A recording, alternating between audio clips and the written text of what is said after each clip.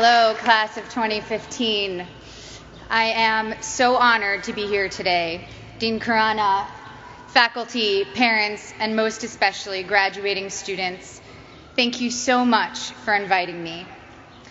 The senior class committee, it's genuinely one of the most exciting things I've ever been asked to do. I have to admit, primarily because I can't deny it, as it was leaked in the WikiLeaks release of the Sony hack, that when I was invited, I replied, and I directly quote my own email, "Wow, this is so nice. I'm going to need some funny ghostwriters. Any ideas?" This initial response, now blessedly public, was from the knowledge that at my class day, we were lucky enough to have Will Ferrell as class day speaker, and that many of us, hungover or even freshly high, mainly wanted to laugh. So I have to admit that today, even 12 years after graduation, I'm still insecure about my own worthiness. I have to remind myself today, you are here for a reason. Today, I feel much like I did when I came to Harvard Yard as a freshman in 1999, when you guys were, to my continued shock and horror, still in kindergarten. I felt like there had been some mistake, that I wasn't smart enough to be in this company, and that every time I opened my mouth, I would have to prove I wasn't just a dumb actress. So I start with an apology. This won't be very funny. I'm not a comedian, and I didn't get a ghostwriter. But I am here to tell you today, Harvard is giving you all diplomas tomorrow. You are here for a reason.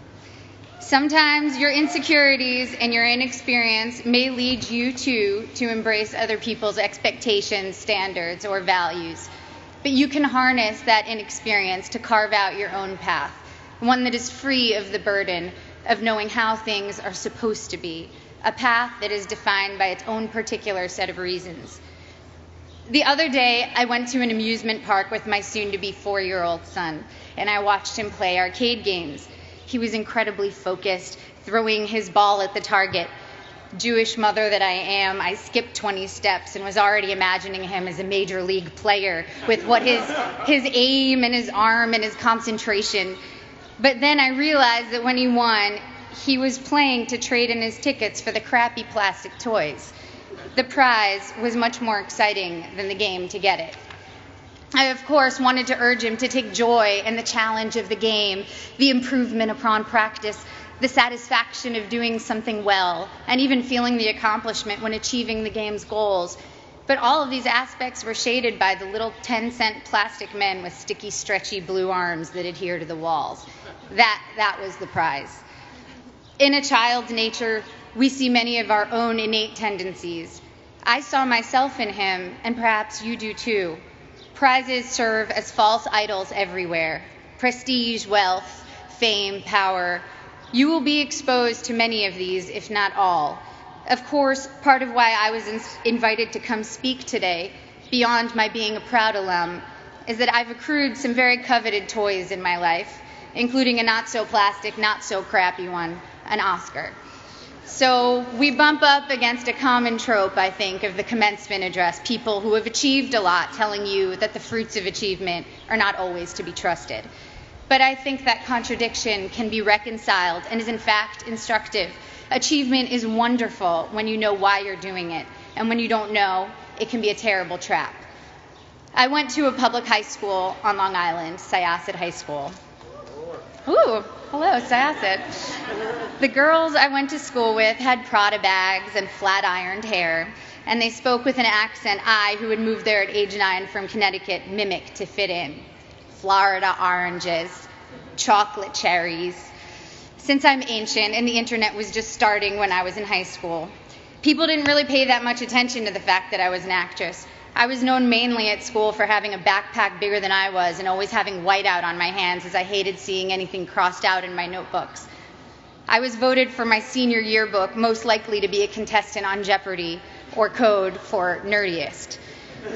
When I got to Harvard, just after the release of Star Wars Episode 1, I knew I would be starting over in terms of how people viewed me.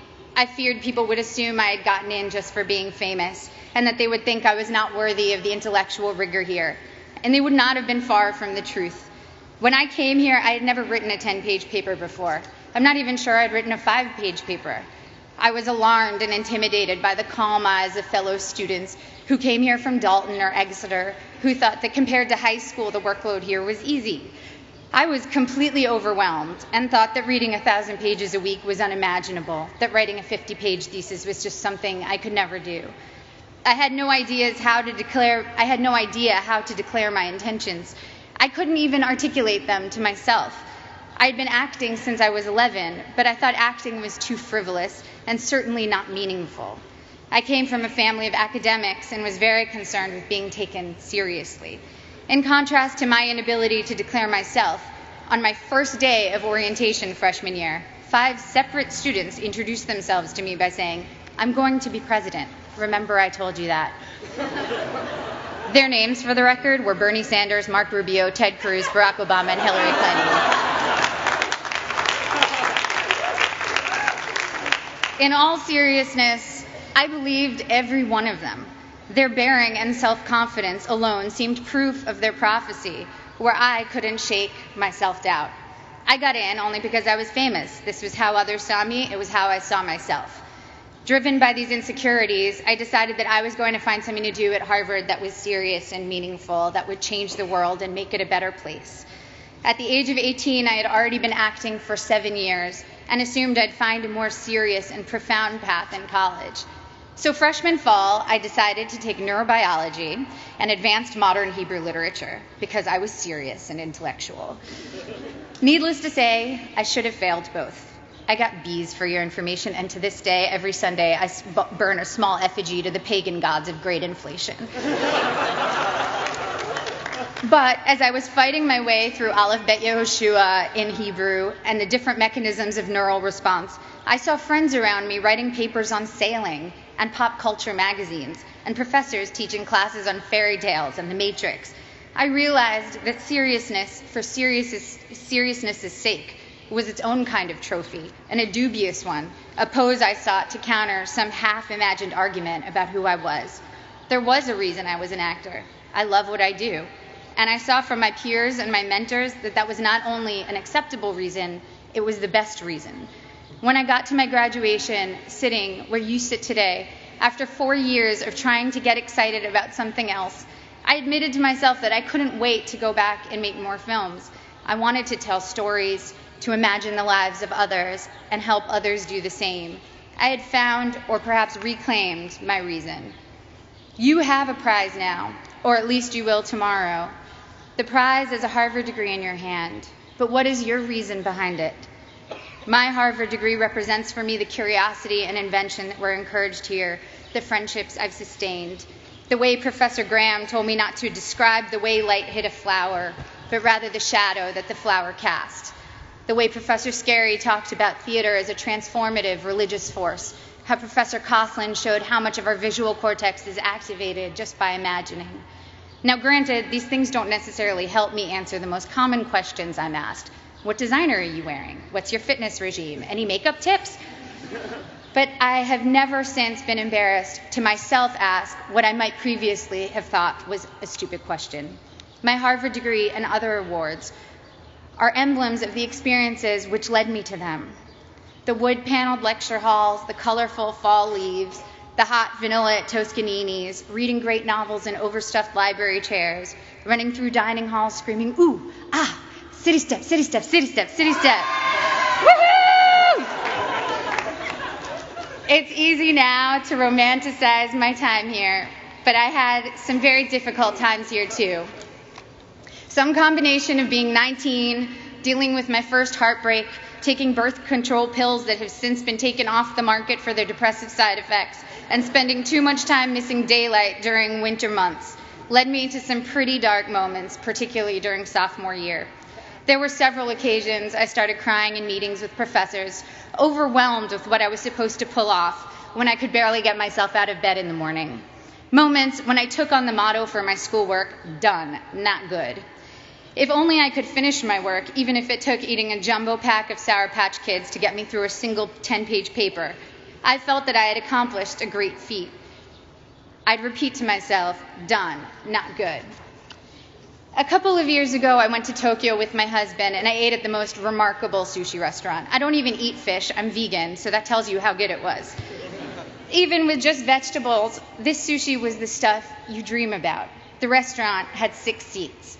My husband and I marveled at how anyone could make rice so superior to all other rice. We wondered why they didn't make a bigger restaurant and be the most popular place in town. Our local friends explained to us that all the best restaurants in Tokyo are that small and do only one type of dish, sushi or tempura or teriyaki, because they want to do that thing well and beautifully. And it's not about quantity, it's about taking pleasure in the perfection and beauty of the particular. I'm still learning now that it's about good and maybe never done, that the joy and work ethic and virtuosity we bring to the particular can impart a singular type of enjoyment to those we give to and, of course, to ourselves. In my professional life, it also took me time to find my own reasons for doing my work.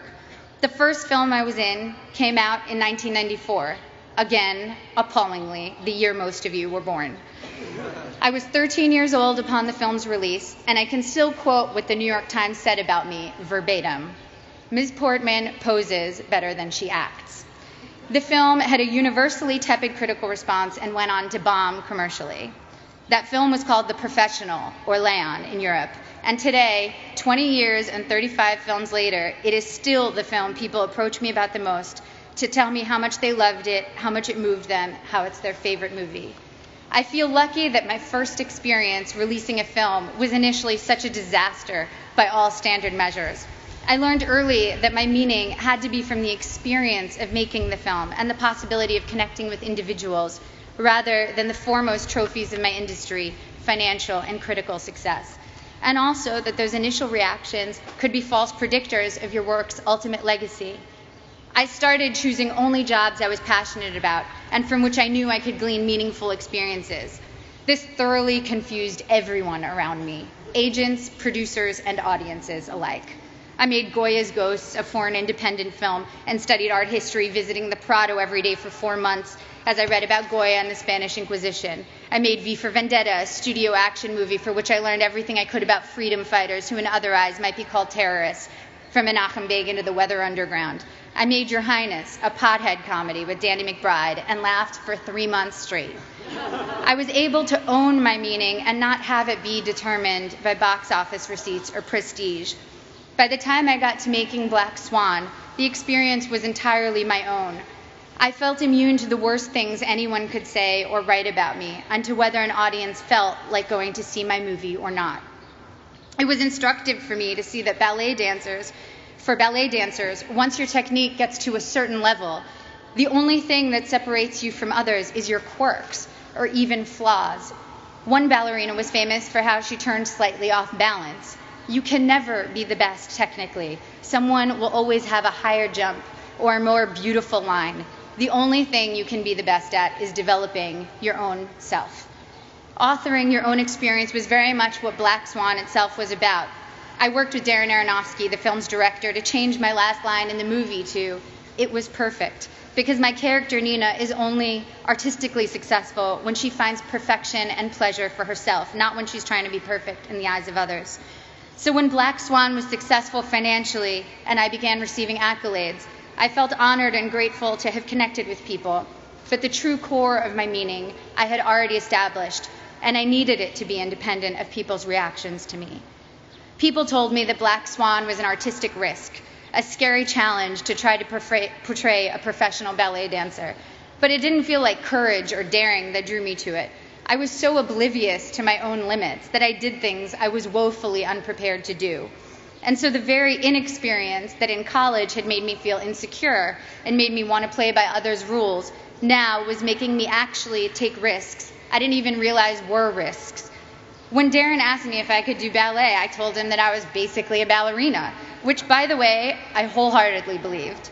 When it quickly became clear in preparing for the film that I was maybe 15 years away from being a ballerina, it made me work 1,000,000 times harder, and of course, the magic of cinema and body doubles helped the final effect. But the point is, if I had known my own limitations, I never would have taken the risk. And the risk led to one of my greatest artistic and personal experiences, in that I not only felt completely free, I also met my husband during filming. Similarly, I just directed my first film, A Tale of Love and Darkness, and was quite blind to the challenges ahead of me. The film is a period film, completely in Hebrew, in which I also act, with an 8-year-old child as a co-star. All of these are challenges I should have been terrified of, as I was completely unprepared for them. But my complete ignorance as to my own limitations looked like confidence and got me into the director's chair. Once there, I had to figure it all out, and my belief that I could handle these things, contrary to all evidence of my ability to do so, was half the battle. The other half was very hard work. The experience was the deepest and most meaningful one of my career. Now, clearly, I'm not urging you to go perform heart surgery without the knowledge to do so. Making movies, admittedly, has less drastic consequences than most professions and allows for a lot of effects that make up for mistakes. The thing I'm saying is, make use of the fact that you don't doubt yourself too much right now. As we get older, we get more realistic, and that includes about our own abilities or lack thereof. And that realism does us no favors. People always talk about diving into things you're afraid of. That never worked for me. If I'm afraid, I run away, and I would probably urge my child to do the same. Fear protects us in many ways. What has served me is diving into my own obliviousness, being more confident than I should be, which everyone tends to decry in American kids, and those of us who have been grade inflated and ego inflated. Well, it can be a good thing if it makes you try things you never might have tried. Your inexperience is an asset and will allow you to think in original, unconventional ways. Accept your lack of knowledge and use it as your asset. I know a famous violinist who told me that he can't compose because he knows too many pieces, so when he starts thinking of a note, an existing piece immediately comes to mind. Just starting out, one of your biggest strengths is not knowing how things are supposed to be. You can compose freely because your mind isn't cluttered with too many pieces, and you don't take for granted the way things are. The only way you know how to do things is your own way. You here will all go on to achieve great things. There is no doubt about that. Each time you set out to do something new, your inexperience can either lead you down a path where you will conform to someone else's values, or you can forge your own path, even if you don't realize that's what you're doing. If your reasons are your own, your path, even if it's a strange and clumsy path, will be wholly yours, and you will control the rewards of what you do by making your internal life fulfilling. At the risk of sounding like a Miss America contestant, the most fulfilling things I've experienced have truly been the human interactions. Spending time with women in village banks in Mexico with Finca, a microfinance organization, meeting young women who were the first and only in their communities to attend secondary school in rural Kenya with Free the Children, a group that builds sustainable schools in developing countries, trekking with guerrilla conservationists in Rwanda. It's a cliché because it's true, that helping others ends up helping you more than anyone. Getting out of your own concerns and caring about someone else's life for a while reminds you that you are not the center of the universe, and that in the ways we are generous or not, we can change the course of someone's life. Even at work, the small feats of kindness crew members, directors, fellow actors have shown me have had the most lasting impact. And of course, first and foremost, the center of my world is the love I share with my family and friends. I wish for you that your friends will be with you through it all, as my friends from Harvard have been together since we graduated. My friends from school are still very close. We have nursed each other through heartaches and danced at each other's weddings. We've held each other at funerals and rocked each other's new babies. We've worked together on projects, helped each other get jobs, and thrown parties for when we've quit bad ones.